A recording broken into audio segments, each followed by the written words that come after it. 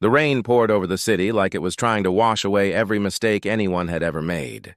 Under the golden streetlight outside a luxury hotel, a young woman stood trembling, not because of the cold, but because of the humiliation she knew was waiting inside.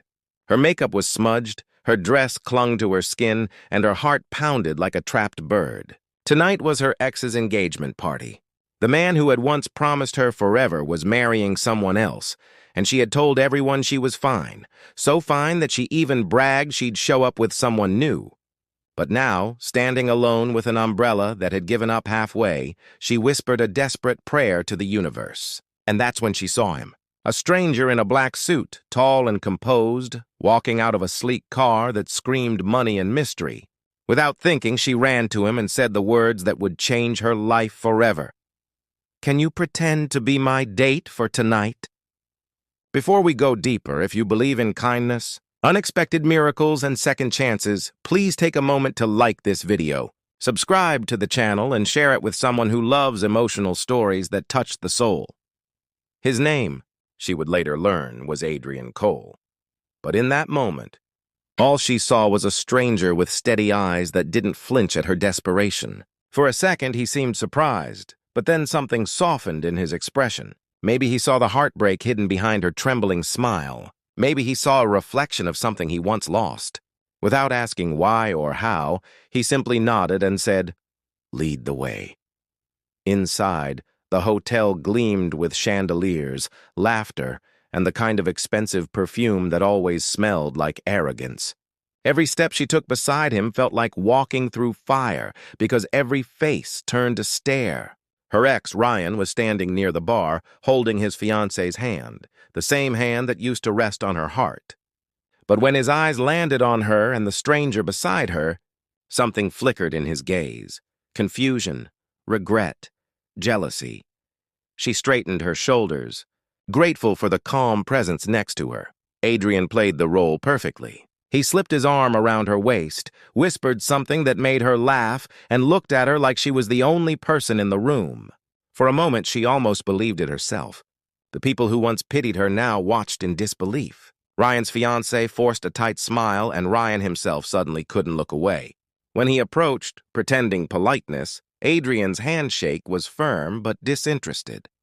"I'm sorry, have we met?" he asked in a tone that made Ryan look small.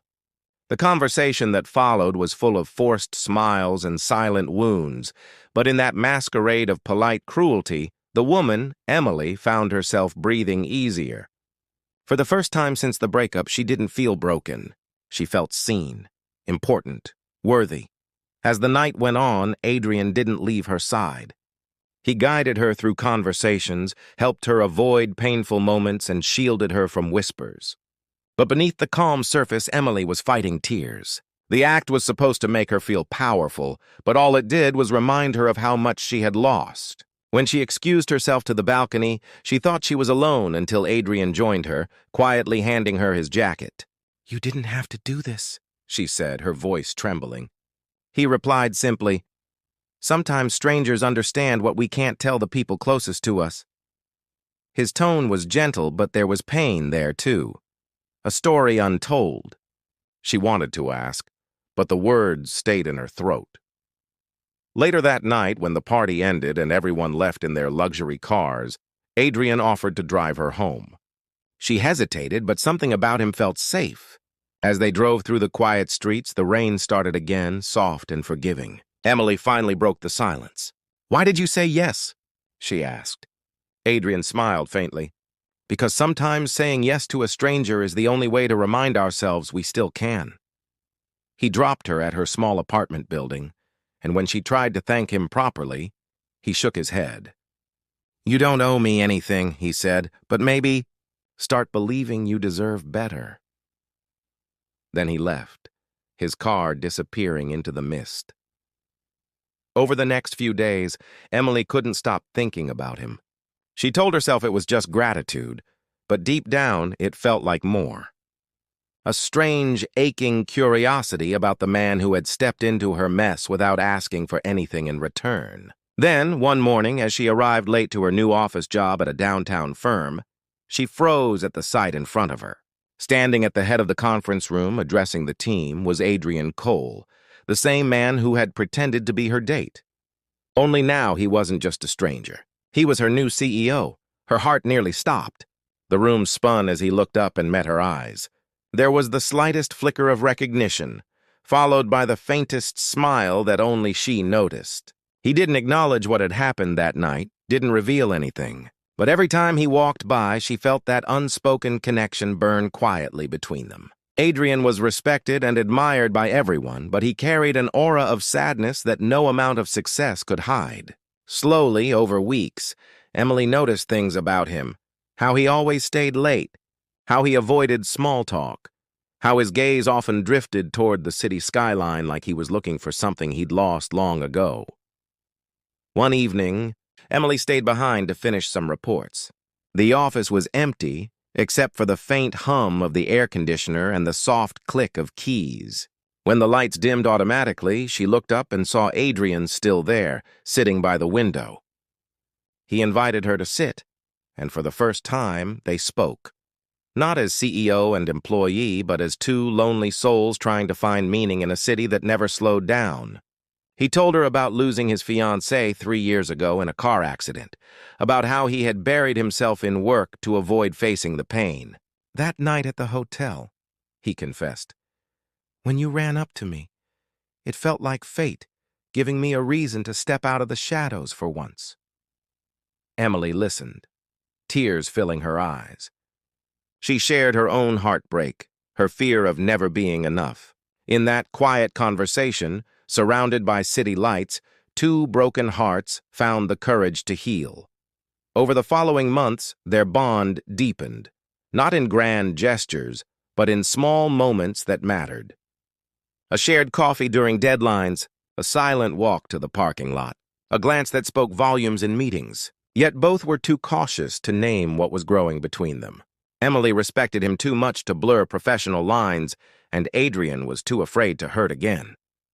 But destiny has its own timing. One morning, Adrian collapsed during a meeting. The room erupted in panic. Emily rushed to his side as paramedics arrived.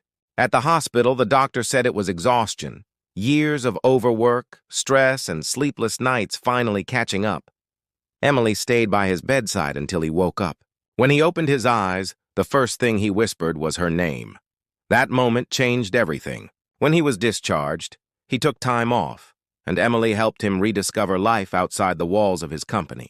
They went for walks in the park, visited small cafes, laughed about things that didn't matter, and shared stories that did. Slowly, the distance between them faded. One evening, as the sun dipped low, painting the city gold, Adrian turned to her and said, "You asked me to pretend that night. But somewhere along the way, it stopped being pretend." Emily felt tears fill her eyes, not out of sadness, but because for the first time in her life, love didn't feel like pain. It felt like peace. But life, as it often does, had one more test waiting. Adrian's company faced a major crisis, an investor scandal that threatened everything he'd built. The media tore him apart, competitors circled like sharks, and employees started losing faith. Emily, despite everyone's warnings, stood by him.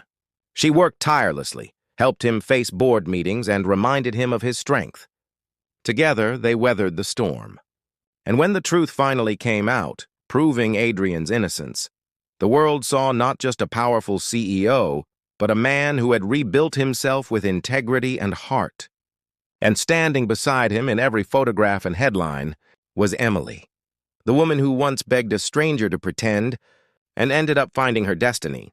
Months later, under the same streetlight where it all began, Adrian waited in the rain. Emily arrived, umbrella in hand, smiling through tears. "You know," she said softly, "this time, I don't need you to pretend." Adrian smiled, took her hand, and replied, "Good, because I never was pretending." The rain fell harder, but they didn't move. The world around them disappeared, leaving only two souls who had found each other in the most impossible way. If this story touched your heart, please take a moment to like, comment, share, and subscribe. It helps us create more stories that remind people of the beauty of second chances and the power of kindness. And before you go, comment below. I believe in fate. If you think some strangers are meant to cross paths for a reason. Because sometimes, love doesn't arrive with fireworks or grand entrances. Sometimes it starts with a simple question whispered in the rain. Can you pretend to be my date for tonight?